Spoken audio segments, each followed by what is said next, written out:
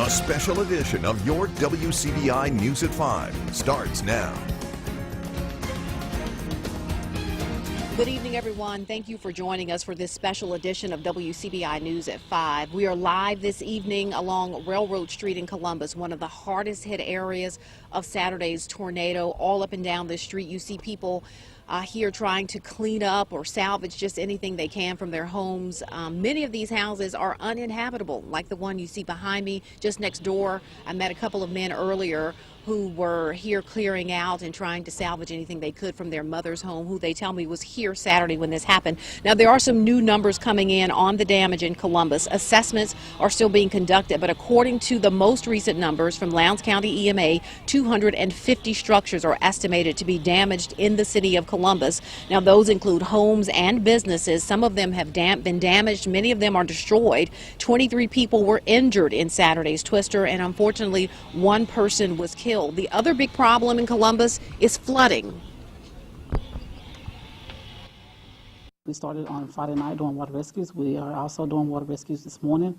Columbus Fire and Search and Rescue Team is out now monitoring the flooding. Now, officials are hoping to see these waters recede in the next couple of days, but unfortunately there is more rain on the way in the coming days. Tarps are available for free at the EMA office, and that is located next to the courthouse. There is some good news in Columbus tonight. More people have electricity, we're being told, thanks to some helping hands. As of this afternoon, about 750 customers are still without power. Some of those people will not be able to receive power due to electrical damage on their homes. Columbus Light and Water has been working hard since the storm hit. Area utilities from Starkville, West Point, and Aberdeen, and some others are also here assisting. The crews will continue working to restore electricity to those who can receive it.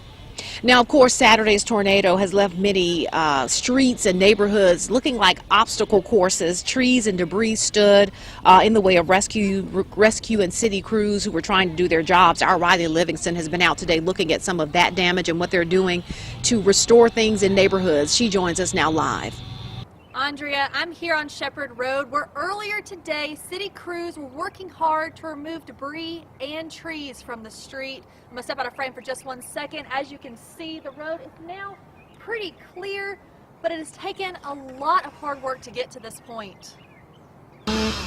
For the past 48 hours, crews have been hard at work trying to clean up the city of Columbus. They have worked in teams to clear debris and get the city back up and running. We have the city of Columbus Light and Water Department trying to get those streets open again due to power and power lines that's being down.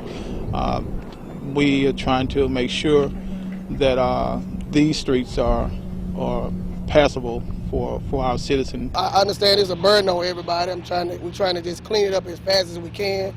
But we've been out here ever since Saturday night. As soon as the storm hit, he had us out here. He had us in different teams. He split all of us up, and we out here trying to do the best we can for the community. And that hard work is paying off. Many of the streets hit by the tornado are clear. It's going pretty great. We out here, we got everything. Basically, we do pretty much everything, so we out here doing everything that we can to clean up this as quickly as we can. Columbus Public Works Director Casey Bush says his crews will continue to clean up debris on city property, but won't be able to help people with their homes. The city is not liable. We can't come onto private property to help. I would love to come on to your property and help. That's just me, but the city is not liable to do that. But others are stepping in to do what the city can't. Not in a way, these other special agencies that's coming in that you can call and get numbers to, and they will send out volunteers to even help you and assist you in all of this, and that will get debris to the road where we can come in and move this debris for you. Bush tells us the landfill will be open for extended hours while debris continues to be cleaned up. It'll be open from 7 a.m. to 5 p.m. Reporting live in Columbus, Riley Livingston, WCBI News. All right, Riley, thanks so much for that report. Now, severe weather from this weekend continuing to cause all kinds of problems for roads in Columbus. We've got some video we want to show you. Take a look at this. This is a sinkhole that has developed on Plymouth Road. The road remains flooded from that rain over the past week. The flooding and the sinkhole will keep this road closed until officials are able to come in to repair it. Now, meanwhile, the mayor's office in Columbus is setting up a one-stop disaster assistance for people to get help. This one-stop shop for tornado relief efforts will be in the lower level of the Trotter Convention Center. This will open on Wednesday. The Mississippi Emergency Management Agency is also assisting in this effort. City leaders and emergency responders say this will be where people can come register for assistance. This is also where volunteers who want to help can check in. We want to make it, as comfortable as we can for them, and we want it easier for them rather than them being scattered, going one place, a mile here, and got to go another place for assistance, a mile another place. That's why we're calling it the one-stop disaster assistance center. Now, again, that center will open at the Trotter Convention Center Wednesday at 8 a.m. There's also a website that is in the works. Once we get the information on when that website will be up and running, we will, of course, pass that along to you as well. Now, for tornado victims who still need other assistance, the American Cross is also stepping in to help. Here's where you need to go to get assistance at the American Red Cross. The Townsend Community Center, where there is a shelter set up that is on 15th Street in Columbus. Food and different supplies and resources are available there at the Townsend Community Center. The shelter is also providing breakfast, lunch, and dinner for people in need. Counselors are also on site there if anyone needs to talk or just have questions they need answered. People have been donating non-perishable items, sanitary items, bottles of water, and other supplies. The Red Cross say they will be in town for as long as they're needed, and a feeding plan is in place that will go through Sunday. And several churches and organizations in the community are helping people who just need a hot meal, and there are a lot of people who need that. Local residents are setting up makeshift kitchens. They're firing up their grills to help feed people, to feed first responders and volunteers. Across from Carter's funeral service today, several church groups and even local residents rolled out the grills and they just started cooking. Just out here just helping out. We just thought the need to get involved. I think Carol and I spoke, and we just said, hey, we're going to get out here, and we just decided that we would like to get out and just contribute to the cause. A lot of people need help, need food, and we think food would definitely help for the first responders. Now, that group tells us they're serving hot dogs, hamburgers, chicken wings, and a whole lot more. They plan to be there as long as needed. And I will pass along also that Missionary Union Baptist Church in Columbus is serving a hot meal until 7 o'clock tonight. Now, here's some other help available for tornado victims. C Spire has opened a charging station for cell phones in the parking lot of Carter Funeral Home. That is on 14th Street North. If you have other needs, you can contact the Emergency Management Office. That number there on your screen is 662-329-5110. And finally, we can't stress this enough, volunteers are still needed for debris removal and to help at feeding stations. If you would like to help, you can contact the United Way Volunteer Center. That number, 662-327-8600. Time now to get a first look at our forecast. We're going to turn things over, send it back into the studio to Chief Meteorologist Keith Gibson. Andrea, right now a great sunset developing. As you know, it's pretty nice out there in the city of Columbus, and you can see it right here with our Alpha Insurance camera. All quiet, nice and peaceful. The opposite of what we had there on Saturday. So we got temperatures in the mid to upper 50s around here. We have some clouds out there. There's a little bit of moisture trying to fall from those clouds, but the air down here is very dry. The rain chances will stay down to our southwest, showers and storms to our southwest tonight. So for this evening, we're again around the mid to upper 50s now, still around 50 at 7 o'clock, gradually falling through the 40s into the upper 30s later tonight. And for our Tuesday, a little bit warmer, mid 60s, maybe a few more shower chances here in the afternoon. I'm back with that full forecast, Andrea, in just a few minutes. Thanks a lot, Keith. Well, we've been talking a lot about tornado damage, but there is also a lot of damage across our area because of flooding. Let's take a look at some of that. We'll start in Calhoun County, where it's beginning to start the work of repairing the city and county roads after major flooding there. 2 disaster relief specialists from the Mississippi Emergency Management Agency are providing assistance for people who had flooded structures. The high waters also leaving a lot of county roads damaged. It will take weeks, maybe even months, before this damage is completely repaired. This morning, I've been estimating damages to the southern part of the county. I have found possibly 10 to 15 affected roads at this time. Assessments are still ongoing. And apparently a lot of that damage in Calhoun County is being found on rural roads. Well, floodwaters are receding in Monroe County, but it could still be a few days before damage assessments can be completed there. County Road Manager Sonny Clay telling us the weekend's steady rains overwhelmed the Tombigbee and numerous creeks. Clay estimates there could be as many as 20 roads with some kind of damage. However, floodwaters are still over some roadways. The last several days, we've just been trying to keep roads closed when the water was over them, keep people safe. As I say, today we did start trying to do some preliminary assessments. Our emergency management director has done a real good job. She actually went to Columbus the last 2 days to help them, but she come back running today, trying to see how much damage we got. And Clay points out that an accurate assessment of the damage is crucial for FEMA and MEMA assistance.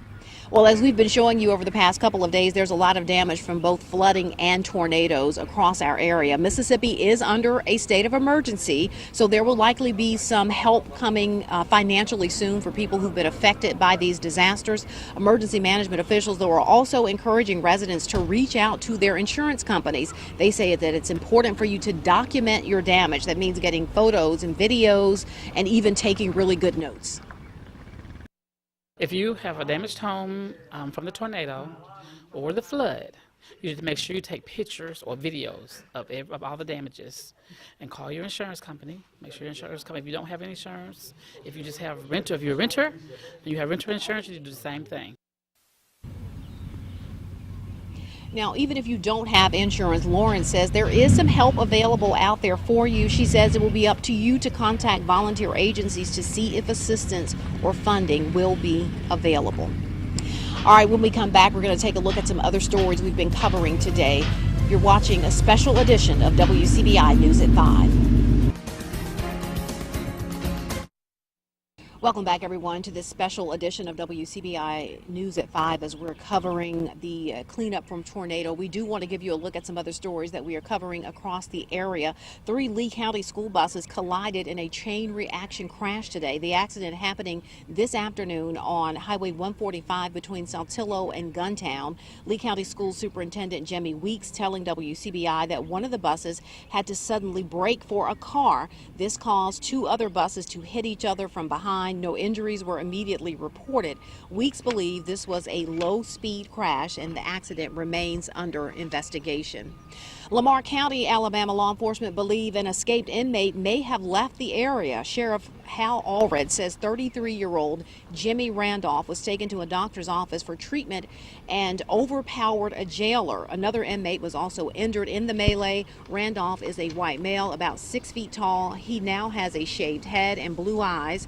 At first, deputies centered their search around Ridgeland Manor Apartments in North Vernon. Investigators believe someone picked up the escapee, possibly near Sullivan. Randolph was in jail on failure to appear sentence. He was 10 days away from being released, apparently. Other charges are possible in the case now. Area schools were on a soft lockdown just as a precaution earlier today. A Columbus man is indicted on a first-degree murder charge. Joshua Murray will now go to trial for the murder charge and for conspiracy. He's accused of killing 24-year-old Jarrell Ward. Once Murray was arrested, Lowndes County investigators say he started making an escape plan with his girlfriend. Ward was reported missing in late July of 2018. His body was found days later on Sand Road in Lowndes County. Murray was on parole when he was arrested and will not be eligible for bond. When we come back, Chief Meteorologist Keith Gibson will rejoin us with a full look at your forecast. You're watching a special edition of WCBI News at 5. Your WCBI First Alert AccuWeather forecast with Chief Meteorologist Keith Gibson. Some clouds building in across the area. Live view from downtown Tupelo with our Alpha Insurance Camera Network. Downtown Louisville, Mississippi. Again, a pretty nice sunset here on our Monday. You may have noticed some stuff trying to fall from some of these clouds today. Another live view from Durham's Pharmacy in Vernon. That's what we call virga, rain not reaching the ground. So the air's pretty dry where we live down here at the surface, but there's been a little bit of rain in the clouds. A stronger disturbance will stay to our south tonight. So southern Mississippi, Louisiana, southern Alabama, they will get the rain. Dew points well down into the 20s, very dry air, so no real concern about any moisture around here. Let's talk about the river flooding situation. The Tenn-Tom at Amory is in the descent mode, below flood stage by Thursday. That's the way it's looking. The Tenn-Tom in Columbus, we have peaked. We've crested. That was earlier today. I know it doesn't look like it, but we are starting that slow descent. Flood stage maybe as early as Wednesday afternoon. So a lot of this water will get out of here quickly. We just have to get it out of here. It's a slow-moving process. The Tenn-Tom at Bevel Lock and Dam should be below flood stage by Friday, so still several more days there. And the Luxapalila has leveled off. We also expect that to be below flood stage sometime Wednesday. Lows tonight down into the 30s to around 40 degrees, scattered clouds dry. Your Tuesday back into the low 60s by noon, mid 60s or so during the course of the afternoon.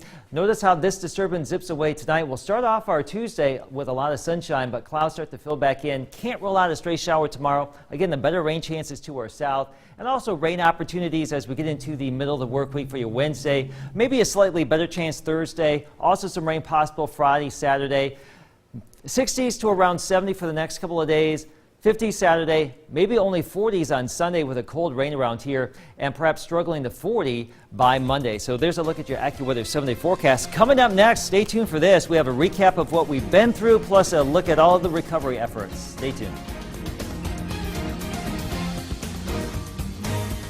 Welcome back, everyone. You know, on Saturday, we knew there was a strong chance for severe weather. Our weather team had been warning us all week, so we had a plan in place. For us, that meant a full staff of meteorologists. We had them in the weather center. We also had them in the field. We brought in extra reporters. We brought in extra producers, and we had an entire production staff there on Saturday. We were prepared, and then the tornado hit. We were very lucky at WCBI, but many of you, our viewers, lost so much on Saturday. The rest of you are here to help, and we are too. Here are a few images of the last few days. Is everybody downstairs? Yeah, everybody needs to be in the basement right now. Let's bail to the basement? Yeah, we're going to have to go to the basement. Okay. So we're going to leave this up, and let's just go. All right.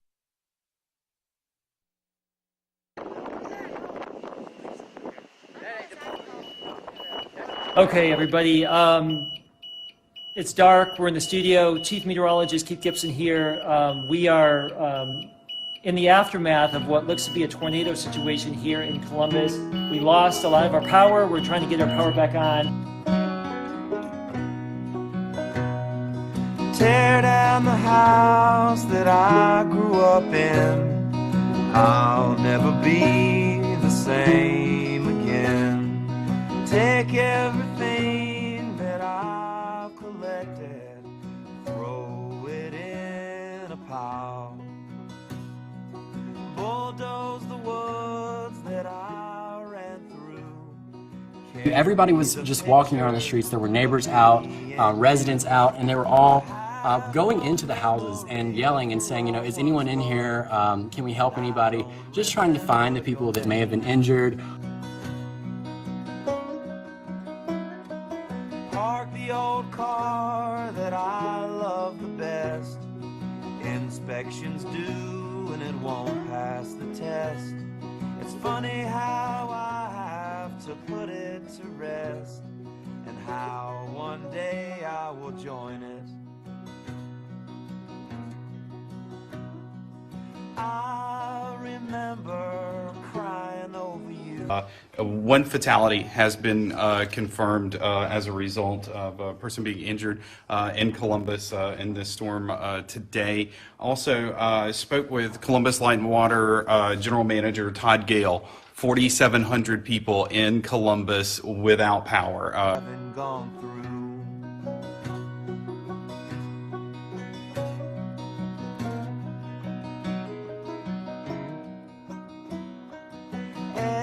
Hamburgers, we have potato chips and snacks and things like that. Anything to try to make people feel okay and comforted today. But I'm talking to these children and I'm keeping it clean. I don't need those words to say what I mean, no. I don't need those words to say what I mean. Tear down the house that I grew up in. I'll never be the same again. Take everything that I used to own and burn it in a pile.